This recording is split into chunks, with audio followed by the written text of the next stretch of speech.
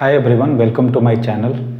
Okay, so यहाँ हम लोग नेक्स्ट जैसे आप लोगों को पता है कि हम लोग सी सीरीज़ पढ़ रहे हैं। ओके, जिसमें हम लोग सी के हर एक टॉपिक को बेसिक टू एडवांस कवर कर रहे हैं। सो यहाँ पर हम लोग अभी जो हमारा नेक्स्ट टॉपिक स्टार्ट होने वाला है वो है डेटा टाइप्स। ओके, ऑलरेडी हमने compilation stage and memory layout पढ़ लिए हैं सी में, और आई होप आप लोगों को वीडियो अच्छा लग रहा होगा। सो अभी हम लोग जो बात करेंगे वो हमारा डेटा टाइप्स है। तो ये वीडियो उन सभी के लिए है जो अभी सी स्टार्ट कर रहे हैं या जो सी पहले से जानते हैं और ब्रश अप करना चाहते हैं, कॉन्सेप्ट रिवाइज करना चाहते हैं। दोनों टाइप के लोग इस वीडियो को देख सकते हैं। ठीक है, आप वीडियो को शुरू से अंत तक देखिए। जहाँ डाउट हो आप कमेंट करिए, या फिर आपको कोई पार्टिकुलर टॉपिक पे वीडियो चाहिए तो आप वो भी बता सकते हो, और आप अपना फीडबैक दीजिए कि क्या मुझे इम्प्रूव करना चाहिए। राइट, सो चलिए हम लोग स्टार्ट करते हैं अपना आज का क्लास। सो हम लोग आज के क्लास में बात करने वाले हैं किसके बारे में? डेटा टाइप के बारे में। देखो, डेटा टाइप होता क्या है कि सी का बेसिक जब पढ़ते हैं तो उसमें डेटा टाइप एक बहुत ही इम्पोर्टेंट रोल प्ले करता है, जिसको समझना बहुत ही ज़रूरी होता है। रीज़न क्या है कि देखो, अगर हम बात करें कि डेटा टाइप से हमें फ़ायदा क्या होता है, डेटा टाइप की ज़रूरत क्या है। राइट, तो जब हम डेटा टाइप यूज़ करते हैं अपने सोर्स कोड में, तो वहाँ पर डेटा टाइप बहुत सारी इन्फॉर्मेशन कंपाइलर को बताता है। ठीक है, क्या क्या इन्फॉर्मेशन बताता है? सो कंपाइलर को पहला इन्फॉर्मेशन ये देता है कि वो जो वेरिएबल हमने जो डिक्लेयर किया है वो किस टाइप के डेटा को स्टोर करेगा। राइट, कंपाइलर को ये पता होना चाहिए कि जो वेरिएबल डिक्लेयर किया गया है उसमें हम किस टाइप के डेटा को स्टोर करेंगे। ओके, सेकेंड चीज़ क्या है कि उसके लिए कितने मेमोरी की आवश्यकता है हमें। ठीक है, हमने एक वेरिएबल बनाया है।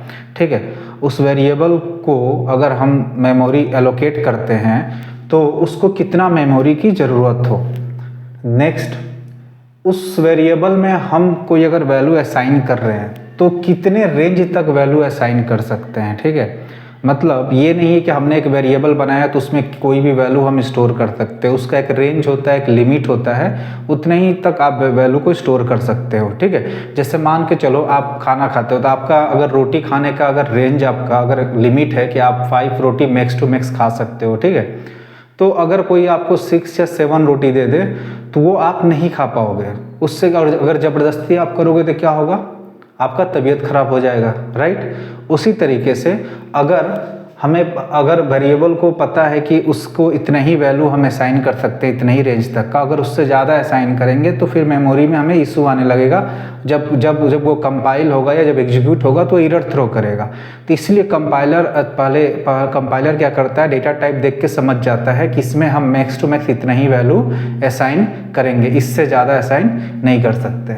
नेक्स्ट क्या होता है कि what operation can be perform. Data type के बेसिस पे कंपाइलर ये भी डिसाइड करता है कि इस पर क्या ऑपरेशन परफॉर्म किया जा सकता है और क्या ऑपरेशन परफॉर्म नहीं होगा। सो हम इन सब को वन बाय वन आगे वीडियो में समझेंगे। उससे पहले हमें थोड़ा समझना है कि डेटा टाइप्स का क्लासिफिकेशन क्या है।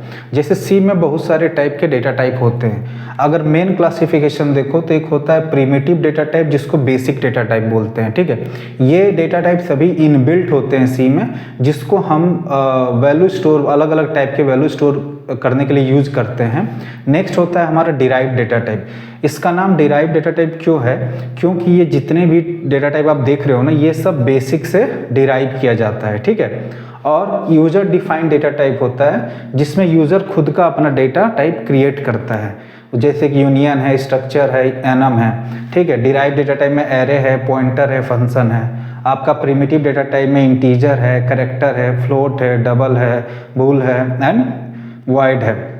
अब हम समझते हैं कि हम आखिर अपने कोड में एक वेरिएबल को कैसे असाइन करते हैं उसके डेटा टाइप के साथ। तो अगर मैं आपको सिंटेक्स बताऊं तो सबसे पहले हम क्या लिखते हैं, यहाँ पे लिखते हैं डेटा टाइप। डेटा टाइप, फिर यहाँ पे होता है वेरिएबल नेम। ओके, और ये कॉलन। आप चाहो तो यहाँ पे वैल्यू असाइन कर भी सकते हो, नहीं भी कर सकते हो। डिक्लेरेशन के लिए हम ऐसे करते हैं। अब जैसे देखो, अगर एग्जाम्पल मैं आपको बताऊं, आप समझो कि आपको क्या है कि आपको 9 ये वैल्यू स्टोर करनी है। आपको पता है कि आपको 9 एक वैल्यू है जिसको आपको स्टोर करना है, तो आप किस टाइप का डेटा टाइप लोगे? देखो 9 क्या है, इंटीजर है, राइट। सो हम जो भी वेरिएबल बनाएंगे उसका डेटा टाइप क्या लिखेंगे? इंटीजर लिखेंगे। इंटीजर के लिए क्या हम यूज करते हैं? INT, int. ओके, तो हम इसको कैसे डिक्लेयर करेंगे? पहले डेटा टाइप आएगा तो INT मीन्स इंटीजर। नाउ यहाँ पे हम वेरिएबल नेम देंगे, जो आपको मन है आप वेरिएबल नेम दे सकते हो, जैसे मैंने दिया नम। ओके, अब मुझे क्या करना, देखो अगर हमें बस केवल डिक्लेयर करना है इस वेरिएबल को, तो हमने ऐसा कर दिया। मतलब क्या, ये वेरिएबल डिक्लेयर हो गया। कंपाइलर को क्या समझ में आया कि नम एक वेरिएबल है जिसका डेटा टाइप क्या है? इंट है। मतलब इस वाले वेरिएबल में हम इंटीजर टाइप के वैल्यू को ही स्टोर कराएंगे। ओके, फिर हम यहाँ क्या कर सकते हैं? इसमें वैल्यू को स्टोर करा सकते हैं ऐसे करके। तो ये क्या हो गया? इस लाइन को बोलते हैं डिक्लेरेशन। और यहाँ पे हम क्या कर रहे हैं? वैल्यू स्टोर करा रहे हैं, ठीक है। तो यहाँ पे हम क्या कर रहे हैं? वैल्यू को इनिशियलाइज करा रहे हैं या स्टोर करा रहे हैं।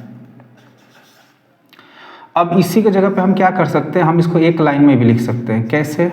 इंट नम, और यहीं पे हम वैल्यू स्टोर करा लेंगे, ठीक है। तो इसका मतलब क्या हो गया? हमने एक ही लाइन में डिक्लेयर भी कर दिया वेरिएबल और वैल्यू को इनिशियलाइज भी कर दिया, राइट। तो नंबर ऑफ लाइन जो कोड है वो हमारा डिक्रीज हो जाता है। यहाँ पे हमने यहाँ पे 2 लाइन यूज किया और यहाँ पे हम एक ही लाइन में इसको लिख सकते हैं। सो डेटा टाइप क्या होता है? जब देखो, अब बात को समझो, कंपाइलर मेमोरी एलोकेट नहीं करता है। एक बात दिमाग में रखना, कंपाइलर का काम है कि वो सिंटेक्स एरर चेक करे, ठीक है, लेक्सिकल एनालिसिस परफॉर्म करे, ऑप्टिमाइजेशन करे, सेमेंटिक एनालिसिस करे। ये सब काम होता है कंपाइलर को।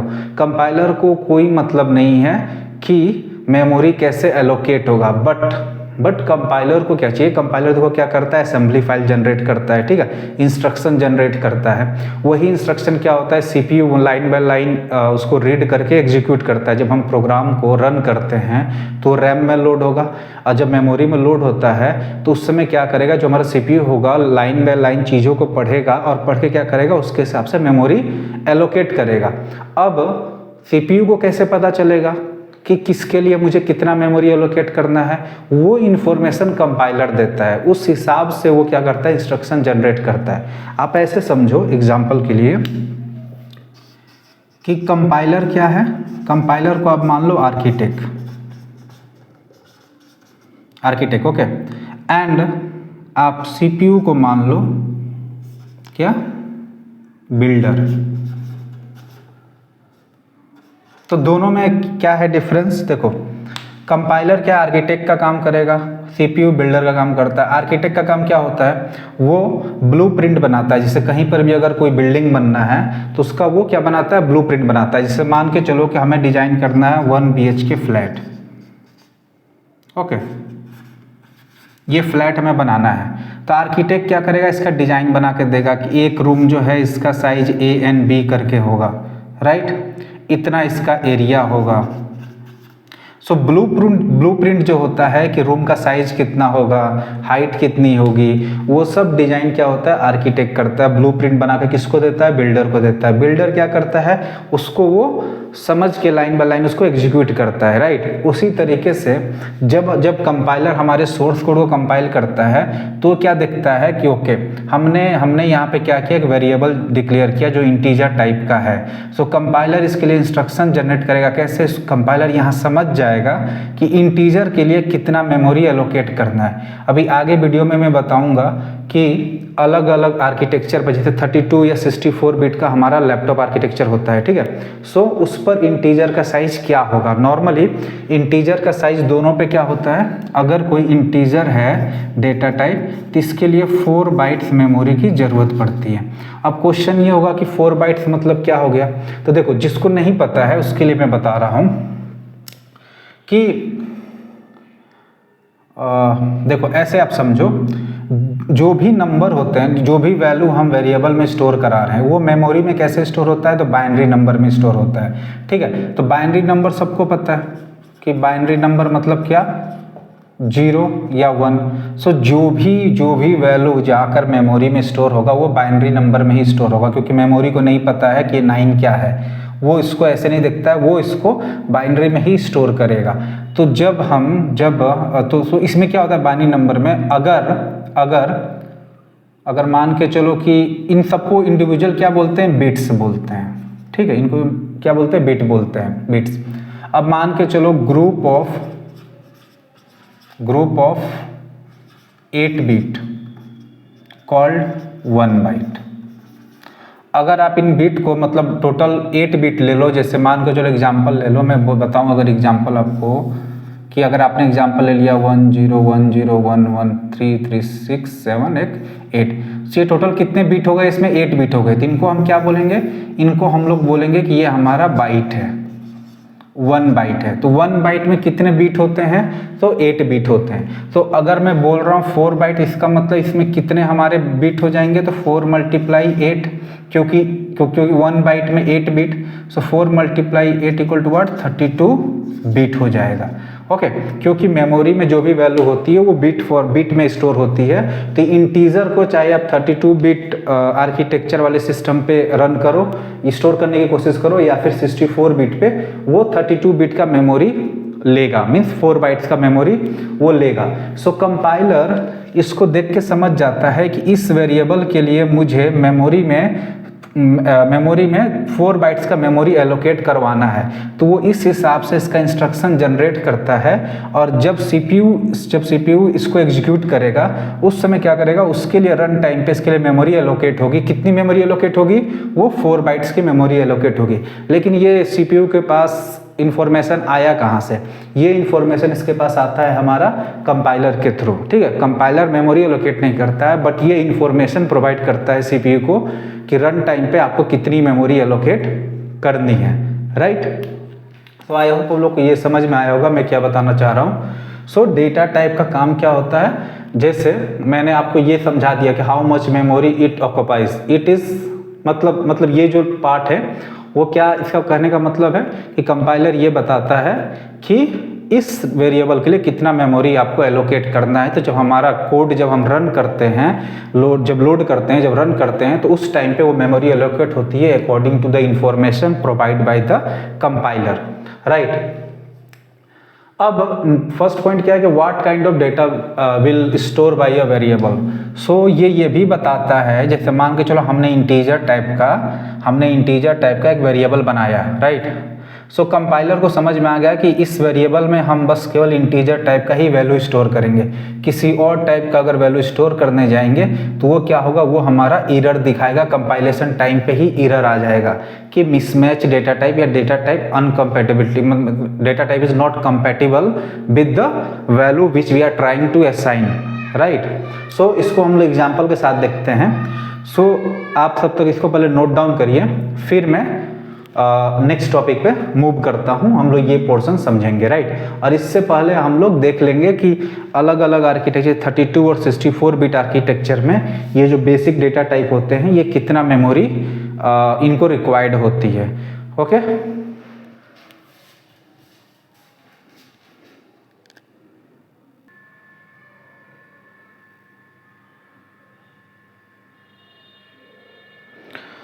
ओके, सो मैंने यहाँ पे क्या किया है, मैंने यहाँ पे लिख दिया है कि size of data type, okay. जितने टाइप के डेटा टाइप हैं उनके क्या क्या साइज होते हैं, और 32 बिट आर्किटेक्चर पे और 64 बिट आर्किटेक्चर पे कितने साइज उनको ज़रूरत पड़ती है। तो यहाँ पे आप देख रहे होंगे कि जैसे कैरेक्टर है, इंट है, फ्लोट है, डबल है, ठीक है। ये सब जो देख रहे हो आप, शॉर्ट, लॉन्ग, डबल, और ये पॉइंटर तो हेडर है। ये जो आप देख रहे हो सेक्शन ना, इतने, ये सब हम लोग आगे बात करेंगे। ये सब एक तरफ से टाइप क्वालिफायर होते हैं जो कि हम इन सब के साथ यूज करते हैं, और इससे क्या होता है, इससे क्या अफेक्ट पड़ता है और क्या प्रॉपर्टीज मॉडिफाई हो जाती हैं, वो चीज़ हम लोग नेक्स्ट वीडियो में देखेंगे, ओके। बट आप यहाँ पे ये समझो कि अगर कैरेक्टर है तो वो दोनों ही टाइप के आर्किटेक्चर पे 1 बाइट ही स्टोर करेगा, मेमोरी उसको 1 बाइट ही लगेगा। जैसा मैंने बताया आपको, 1 बाइट मतलब कितना, 8 बिट। इंटीजर अगर होगा तो दोनों पे वो 4 बाइट्स मेमोरी उसको ज़रूरत है। फ्लोट होगा तो यहाँ पे भी सेम, इसको भी दोनों ही सिस्टम पे 4 बाइट की ज़रूरत है। डबल अगर है तो 8 बाइट उसको लगेगा 32 बिट पे, और 64 बिट पे भी 8 बाइट लगेगा। शॉर्ट है अगर तो दोनों पे 2 बाइट, अगर लॉन्ग है तो 32 पे 4 बाइट्स एंड 64 पे 8 बाइट। ऐसे करके ये जो पॉइंटर है, तो पॉइंटर क्या लेता है, पॉइंटर को 32 बिट पे 4 बाइट्स ज़रूरत है और 64 बिट पे 8 बाइट। नौ एक चीज़ बताना चाहता हूँ यहाँ पर, जैसे पॉइंटर को अलग अलग आर्किटेक्चर पे डिफरेंस अमाउंट ऑफ मेमोरी की ज़रूरत क्यों पड़ रही है, क्योंकि पॉइंटर क्या होता है, हम लोग आगे लेक्चर जब आएंगे तो वहाँ पे हम लोग पॉइंटर को डिटेल में बात करेंगे कि इंपॉर्टेंट टॉपिक है और बहुत ही फेवरेट टॉपिक है जो इंटरव्यू में पूछा जाता है। तो पॉइंटर क्या करता है, वो वेरिएबल के एड्रेस को स्टोर करता है, ठीक है। पॉइंटर क्या करता है, वेरिएबल के एड्रेस को स्टोर करता है, ना कि उसके वैल्यू को।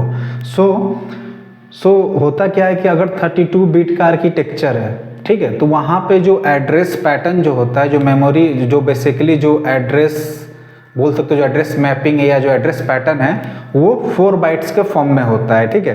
वही 64 बिट में क्या होता है, एड्रेस को 8 बाइट में स्टोर किया जाता है। सो इसीलिए पॉइंटर का जो एड्रेस जो साइज होता है वो 32 बिट पे 4 बाइट्स होता है और 64 बिट पे 8 बाइट होता है। ओके, नाउ अब यहाँ हम लोग, अब देखो, अब पॉइंटर जो है ना, अब एक और बात बता दो, पॉइंटर जो होता है, जैसे कि पॉइंटर में हम हो सकता है कि इंटीजर का एड्रेस स्टोर करे, कैरेक्टर का एड्रेस स्टोर करे, फ्लोट का एड्रेस स्टोर करे। सो हम किस डेटा टाइप का एड्रेस स्टोर कर रहे हैं उसके बेसिस पे इसका साइज चेंज नहीं होता है, ठीक है, ये बात ध्यान देना। पॉइंटर का जो पॉइंटर को कितना मेमोरी एलोकेट होगी वो डिसाइड होता है वो कितने बिट का हमारा सिस्टम है, राइट। अब हम पॉइंटर में किस डेटा टाइप के एड्रेस को स्टोर कर रहे हैं उसके हिसाब से पॉइंटर का साइज चेंज नहीं होगा, रिमेंबर दैट थिंग। नो, अब हम लोग यहाँ बात करते हैं, जैसे हमने बताया था कि डेटा टाइप ये भी बताता है कि कौन सा ऑपरेशन परफॉर्म होगा और कौन सा ऑपरेशन परफॉर्म नहीं होगा। तो अगर हम एक ऐसा हमारा एक सोर्स कोड है जिसमें हमने ये लाइन लिखा है, जहाँ पे हमने 2 वेरिएबल बनाया है इंटीजर टाइप का, ठीक है, और हम यहाँ पे एडिशन परफॉर्म कर रहे हैं, तो इसका रिजल्ट आपको क्या मिल जाएगा, इसका रिजल्ट आपको मिल जाएगा 30, क्योंकि जो प्लस ऑपरेटर है, जो एडिशन ऑपरेशन है, वो वैलिड है इस केस में। लेकिन वही अगर आप एक स्ट्रक्चर बनाते हो और वहाँ पे अगर ये ऑपरेटर यूज करते हो तो वो क्या होगा, कंपाइलर एरर थ्रो करेगा, क्योंकि ये जो प्लस ऑपरेशन है वो इसके लिए डिफाइन नहीं है, मीन्स स्ट्रक्चर टाइप के डेटा टाइप के लिए ये ऑपरेशन वैलिड नहीं है। सो डेटा टाइप से ये भी पता चलता है कि कौन सा ऑपरेशन रन टाइम पे हमें एग्जीक्यूट होगा और कौन सा एग्जीक्यूट नहीं होगा। नाउ आप लोग को ये समझ में आ गया होगा, तो नेक्स्ट हम लोग बात करते हैं। अच्छा, आगे बढ़ने से पहले आप लोग के लिए एक क्वेश्चन है, आप लोग थोड़ा सा सर्च करिएगा और मुझे बताइएगा कि अगर मैं इंट ए करके एक वेरिएबल डिक्लेयर किया, ठीक है, और अब हम ए में चाहते हैं कि ये कैरेक्टर को स्टोर करा लें, ठीक है। सो क्या ये लॉजिक सही है कि नहीं है, हम इंटीजर टाइप के वेरिएबल में क्या कैरेक्टर स्टोर करा सकते हैं या नहीं। अगर हाँ तो उसका रीज़न कमेंट में लिखिएगा, नहीं तो उसका क्या रीज़न होगा वो भी कमेंट में आपको लिखना है, ठीक है। नेक्स्ट, अगर क्या हम चाहें, मान के चलो कि हम क्या ए में 10.256 क्या ये स्टोर करा सकते हैं कि नहीं है, क्योंकि इंटीजर क्या है, ये ए जो है इंटीजर टाइप का वेरिएबल है और ये यहाँ पे डेसिमल है, मतलब फ्लोट टाइप की वैल्यू है, तो क्या ये लाइन सही है कि नहीं है, तो आपको कमेंट में मुझे बताना है, और जिसका भी आंसर सही होगा उसका नाम मैं नेक्स्ट वीडियो में लूँगा, ठीक है। सो आप लोग कमेंट करके बताना कि क्या ये सही है या नहीं है, अगर नहीं है तो रीज़न, अगर है तब भी रीज़न आपको बताना है कमेंट में।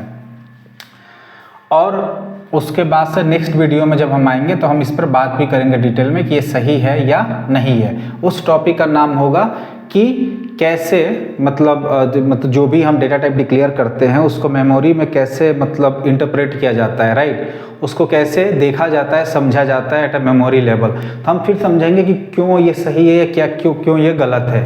तो पहले आप इसको ट्राई करिएगा, आंसर बताइएगा।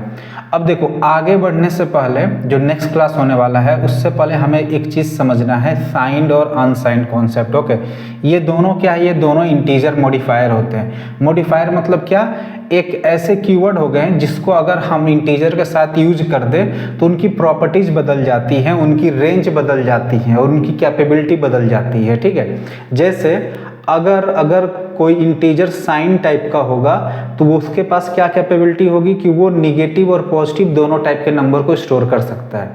ठीक है, अगर वो अनसाइन है तो उसके अंदर केवल हम पॉजिटिव टाइप के ही वैल्यू को, इंटीजर को स्टोर कर सकते हैं। ओके, तो जब भी हम कोड में अपना ऐसे लिखते हैं इंट ए, तो हमने इसके पीछे कुछ भी नहीं लिखा, तो बाय डिफॉल्ट कंपाइलर इसको क्या मान लेता है, साइन मान लेता है। जब भी हम कोड में अगर हम कुछ भी नहीं लिखते हैं डेटा टाइप के पहले, तो कंपाइलर बाय डिफॉल्ट इसको एज ए साइन ट्रीट करता है। मींस ए में हम निगेटिव वैल्यू भी स्टोर कर सकते हैं और पॉजिटिव वैल्यू भी स्टोर कर सकते हैं। बट अगर मुझे ऐसा करना है कि ये जो ए वेरिएबल है इसमें हम चाहते हैं कि केवल पॉजिटिव वैल्यू ही स्टोर हो, तो हम क्या करेंगे, इसको हम ऐसे लिखेंगे, अनसाइन इंट ए। मीन्स अब ए जो वेरिएबल है वो इंटीजर टाइप का वेरिएबल है जिसके अंदर केवल हम पॉजिटिव टाइप के ही वैल्यू को स्टोर कर सकते हैं, 0 टू पॉजिटिव वैल्यू हम इसको स्टोर कर सकते हैं। अब इसका थोड़ा रेंज समझते हैं। जैसे मैंने बात किया था कि डेटा टाइप ये भी बताता है कि किस रेंज तक के वैल्यू को हम स्टोर कर सकते हैं। अगर साइन टाइप का हमारा इंटीजर है तो उसके अंदर ये रेंज होता है। ठीक है, अब इसको हम थोड़ा कैलकुलेट करके आपको बताते हैं। यहाँ n क्या है, तो n means number of bit होता है, नंबर ऑफ बीट होता है। ओके, अगर मान लो कि मैं नंबर ऑफ बीट जो करता हूँ क्या, वो लेता हूँ 8। ओके, अगर मैं 8 बीट लेता हूँ n का वैल्यू, तो इसका रेंज क्या बन के आएगा, देखते हैं। ये देखो, -2 to the power n minus 1 means 8 minus 1 7 आ जाएगा। 2 to the power n minus 1 से फिर 7, और जो भी रिजल्ट आएगा उसमें से 1 माइनस करना है। अब इसका आंसर क्या होगा, अगर आप इसको कैलकुलेट करोगे तो इसका आंसर क्या बन जाएगा, इसका आंसर बनेगा 2 टू दी पावर 7 मतलब क्या, -128 प्लस 127। इस रेंज से लेकर इस रेंज तक के वैल्यू को हम साइन इंट में स्टोर कर सकते हैं। ओके, अगर हम मान के चलो, अगर हम n का वैल्यू अगर 8 ले रहे हैं, अब ये 8 और क्या मतलब है, देखो नॉर्मली अगर हमने इंट लिखा है इसका मतलब क्या हुआ, इसको 4 बाइट मेमोरी एलोकेट होगी, तो 4 बाइट मतलब क्या, 32 बिट। बट अगर हम चाहें तो हम इंट को ऐसे भी लिख सकते हैं कि मुझे इस इंट के लिए केवल 8 बिट ही, मतलब 1 बाइट ही मेमोरी एलोकेट करो, राइट, या 16 बिट ही मेमोरी इसके लिए एलोकेट करो, या 64 बिट मेमोरी एलोकेट करो। n का वैल्यू यहाँ पर आप उस हिसाब से ले सकते हो। तो अगर मैं n का वैल्यू यहाँ पे 8 ले रहा हूँ तो उसके हिसाब से रेंज हमारा क्या बन के आया, -128 टू प्लस 127। तो इस रेंज तक के वैल्यू को आप क्या कर सकते हो, स्टोर कर सकते हो। रिमेनिंग के लिए भी आप ऐसे ही कैलकुलेशन कर सकते हो। अगर आप आ जाओ ओनली पॉजिटिव के लिए, मतलब अनसाइन के केस में, तो इसको जब आप कैलकुलेट करोगे तो इसका वैल्यू आएगा 0 टू 255। ओके, ये आपका रेंज होता है। साइन और अनसाइन में डिफरेंस क्या है कि साइन निगेटिव और पॉजिटिव दोनों वैल्यू को स्टोर करता है, अनसाइन ओनली पॉजिटिव वैल्यू को स्टोर करता है। समझ में आया? अब हम लोग क्या करेंगे नेक्स्ट वीडियो में हम लोग क्या बात करने वाले हैं, नेक्स्ट वीडियो हम लोग समझेंगे कि साइंड और अनसाइंड के बेसिस पे क्या चेंजेस आता है जब हम किसी वैल्यू को मेमोरी में एलोकेट करते हैं। ठीक है, जैसा कि मैंने बताया कि जो भी आप वैल्यू आप स्टोर कराते हो वेरिएबल में, तो मेमोरी लेवल पे उसको नहीं मतलब है कि वो वैल्यू क्या है, राइट, उसको बस उस वैल्यू को बाइनरी में स्टोर करना रहता है। तो हम समझेंगे और देखेंगे कि अगर साइन टाइप का कोई वैल्यू है तो उसको बाइनरी में कैसे कन्वर्ट करके और किस तरीके से मेमोरी में एलोकेट होता है, और अगर अनसाइन है तो उसको मेमोरी में कैसे एलोकेट किया जाता है। ठीक है, इस चीज़ को समझने के साथ हम लोग फिर ये भी समझेंगे कि एक कैरेक्टर, अगर कोई कैरेक्टर टाइप का हम डेटा टाइप बना रहे हैं तो वो मेमोरी में कैसे स्टोर होता है, राइट। नेक्स्ट हम लोग फिर ये भी समझेंगे कि अगर फ्लोट टाइप का कोई वेरिएबल है तो वो मेमोरी में एलोकेट कैसे होता है। तो ये 3 टॉपिक अभी हमारा नेक्स्ट क्लासेस में चलेंगे, ठीक है। और ये तीनों टॉपिक बहुत ही इंपॉर्टेंट है, राइट। सो ये इन्फॉर्मेशन मतलब ये जो जब भी ये लेक्चर आएगा, जैसे मान के चलो कल आए या परसों आए, सो ये आप मिस ना करो। इसके लिए आप चैनल को सब्सक्राइब कर लो, बेल आइकन को प्रेस कर देना। जैसे ही वीडियो अपलोड होगा आपको पता चल जाएगा और आप इसको देख सकते हो, ठीक है। बहुत ही इंपॉर्टेंट होता है और इससे क्वेश्चन हमारे इंटरव्यू में पूछे जाते हैं। और एक और चीज़ मुझे अनाउंसमेंट करना था, जैसे ही मेरे 500 सब्सक्राइबर कंप्लीट होते हैं उसके जस्ट बाद से मैं क्या करूंगा कि इंटरव्यू रिलेटेड मैं क्लास स्टार्ट करूंगा। क्योंकि देखो होता क्या है कि एम्बेडेड में आप वेक्टर इंडिया में जाते हो या अलग अलग जगह जाते हो जहाँ पे 80 के 60 के ऐसे अमाउंट पे करके आप इंटरव्यू का तैयारी करते हो, ठीक है। यहाँ पर आपको फ्री में आपको सभी टॉपिक वाइज इंटरव्यू क्वेश्चंस मिलेंगे, जिससे आप मान के चलिए कि अगर आपका इंटरव्यू शेड्यूल होता है 2-3 दिन का टाइम है और आपको सी आता है एटलीस्ट, ठीक है। मतलब ऐसा नहीं है कि बिल्कुल अगर सी नहीं आता तो थोड़ा डिफिकल्ट होगा, बट अगर जिसको सी आता है बट इंटरव्यू टाइम में थोड़ा घबरा जाते हैं कि क्या पढ़े क्या छोड़े, उनके लिए वो फायदेमंद होगा। जहाँ पे आपको बस केवल इंटरव्यू रिलेटेड क्वेश्चंस होंगे, उसको कैसे आंसर देना है वो सब का सीरीज मैं स्टार्ट करूँगा। तो जितना जल्दी आप लोग मेरे 500 सब्सक्राइबर कंप्लीट कराते हो उतना जल्दी वो चीज़ें स्टार्ट हो जाएंगी। ओके, सो आई होप आप लोग को ये लेक्चर समझ में आया होगा, ठीक है। सो इसका आंसर आप लोग कमेंट करिएगा, मैं वेट करूँगा, ठीक है। और नेक्स्ट क्लास में हम लोग मिलते हैं, तब तक के लिए बाय बाय, टेक केयर, जय हिंद।